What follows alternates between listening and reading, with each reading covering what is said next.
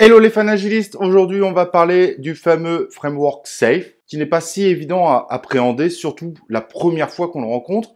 C'est vrai que la première fois qu'on va sur le site, on voit un canvas ultra complet et on est complètement perdu dessus. Donc nous on va faire un petit tour justement sur ce framework pour comprendre dans l'ensemble en quoi consiste ce fameux framework SAFe. Si nous traitons ce sujet aujourd'hui, c'est parce que vous avez voté dans la partie communauté. Et oui, en effet, sur la Minute Agile, c'est vous qui choisissez les vidéos que vous voulez voir. Comme vous avez voté massivement pour ce sujet, on le traite tout de suite. Et n'hésitez pas d'ailleurs d'aller sur cet onglet pour voter pour le prochain épisode. Et voyons à présent ce qu'est ce fameux framework SAFe. Let's go! Ladies and gentlemen, here it is.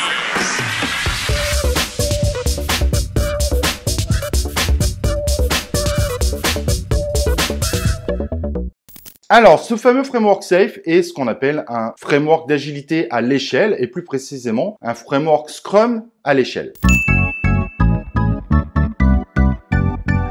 Mais alors, qu'est-ce que cela veut dire?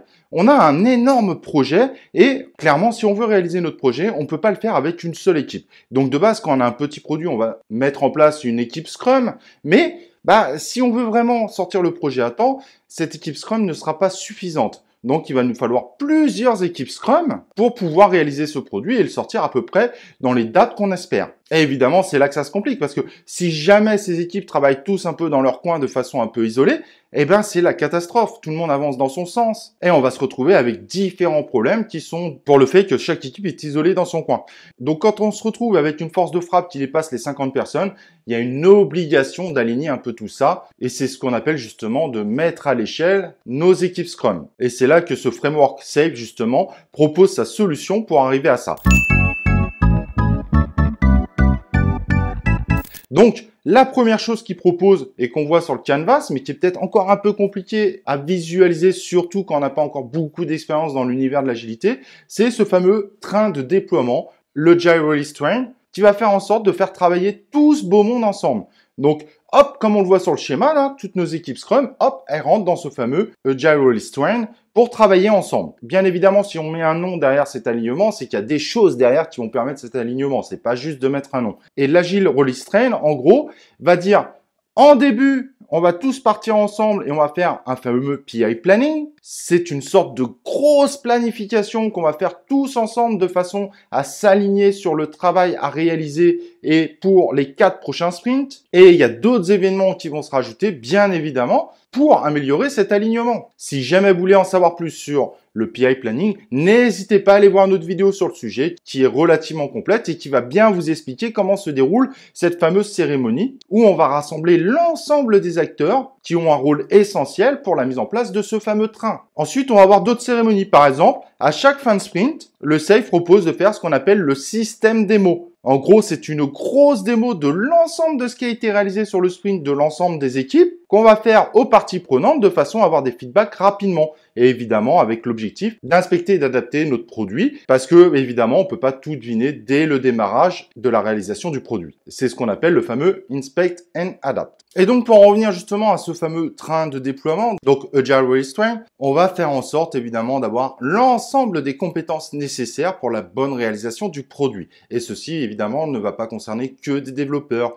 On va avoir des testeurs, on va avoir des UI, on va avoir des personnes spécialisées aussi dans le monde du hardware. Bref, tout ce beau monde qui va nous permettre de bien avancer et si possible que ce fameux train soit entièrement autonome, évidemment, pour bien avancer. Alors, si vous voulez en savoir plus également sur ce fameux Agile Release Train, n'hésitez pas à aller voir notre vidéo sur le sujet. L'image est assez intéressante parce qu'en gros, nos fonctionnalités arrivent au démarrage du train et au moment où il part, on va tout embarquer. Et comme vous avez pu voir avant avec le système démo, on fonctionne avec des incréments de 2 semaines. Donc ça, si vous êtes familier avec le Scrum, vous ne devrez pas être surpris. La seule différence, c'est que l'incrément ne concerne pas que chaque équipe Scrum, mais l'ensemble d'équipes Scrum qui travaillent ensemble. Ce fameux train aussi aligne l'ensemble des équipes sous les mêmes rythmes. Ça veut dire que chaque équipe Scrum va faire sa sprint planning, sa sprint review, sa sprint rétrospective au même moment. Et d'ailleurs, je précise à ce moment-là, c'est pas parce qu'on fait un système démo pour présenter l'ensemble qu'on ne doit pas faire de sprint review. Bien que le système démo s'approche un peu du concept de sprint review,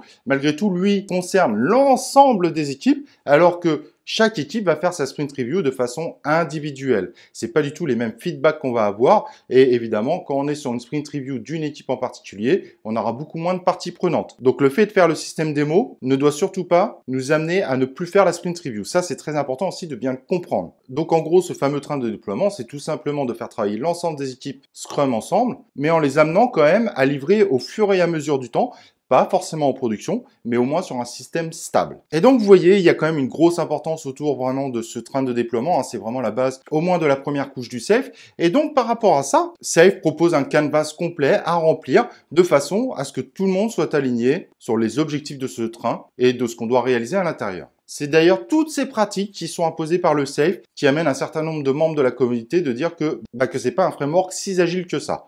Sur le coup, on avait fait une vidéo, je suis resté un peu évasif, mais je pense qu'on reprendra d'ailleurs le sujet qui est très intéressant. Pour le moment, en tout cas, je vous laisse votre avis sur le sujet. Et donc, pour cet alignement, Safe propose également un certain nombre de rôles qui n'existent pas dans du Scrum classique, comme le RTE, le Release Train Engineer, qui lui va être là, une sorte de super Scrum Master, mais quand même avec des notions de chef de projet, de coaching un peu plus global. Donc c'est un rôle très particulier, mais qui a pour but vraiment d'aider le train de déploiement à bien fonctionner dans son ensemble. Il y a également évidemment la partie des Product Management, qui vont être là évidemment pour travailler sur la couche supérieure du produit, parce que chaque product owner, eux, seront dans les équipes, mais il faut évidemment avoir une vision un peu plus globale aussi du produit. Donc, le product management va permettre de faire ça également. Et de façon un peu plus transverse, on aura aussi ce qu'on appelle les architectes et les ingénieurs système qui, eux, vont être transverses et vont permettre à l'ensemble des équipes de bien fonctionner sur l'aspect technique. Et bon, les autres rôles qu'on peut rajouter, qui font partie de tout cet écosystème, ce sont les business owners et les clients qui sont évidemment indispensables pour l'avancée du produit. Et donc, comme vous pouvez le voir sur le schéma ici, c'est relativement simple. En gros, tous les 4 sprints, on a ce qu'on appelle le programme incrémente. On va faire un PI planning pour organiser notre travail. Et donc, indirectement, pour ceux qui ont l'habitude du Scrum, bien que cette réunion soit un peu plus complexe qu'une sprint planning classique dans une équipe, au final, on s'aperçoit que c'est un peu le même concept qu'on a mis à un niveau supérieur.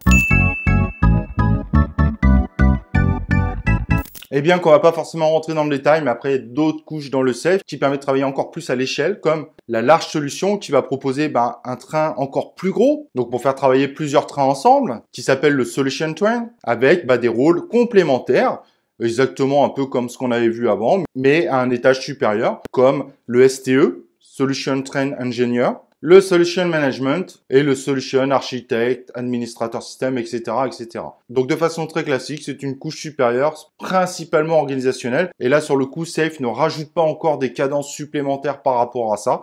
Tout se base évidemment sur les concepts de PI Planning, d'Unsmate and Adapt avec les systèmes démo, etc.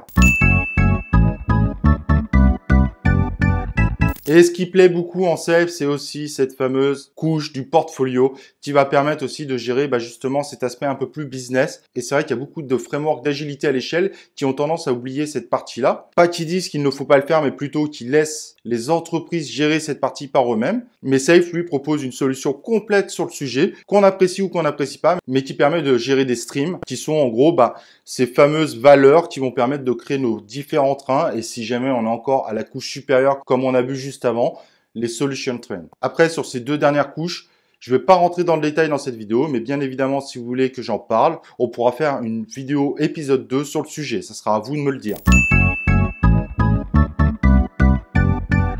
Donc vous voyez, bien que le canvas soit ultra compliqué à comprendre, au final, le Safe n'est pas si complexe. Il est rempli de choses, ça c'est une évidence. Il est très contraignant si on veut tout appliquer, mais au final, c'est pas un framework si complexe que ça à comprendre. Le plus complexe, c'est surtout de le mettre en place. Donc juste pour petit rappel, on a nos équipes Scrum.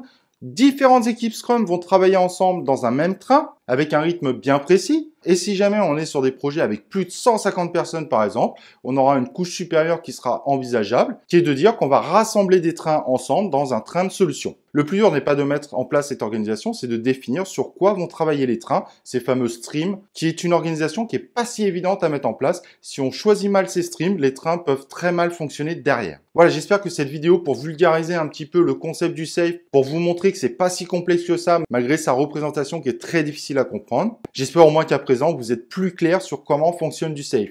Et comme vous pouvez le voir, c'est pas si complexe que ça à comprendre. C'est surtout difficile à mettre en place. Est-ce que c'est agile ou est-ce que c'est un peu trop complexe pour être agile? Ça, c'est pas à moi de le dire. Je vous ai surtout donné les billes pour que vous fassiez votre propre opinion sur le sujet. Mais j'espère à présent que le safe n'a plus de secret pour vous. Et peut-être qu'on fera un épisode 2 si vous le demandez. Allez, cet épisode est terminé. Moi, ce que je vous propose, c'est qu'on se retrouve dans un prochain épisode de La Minute Agile.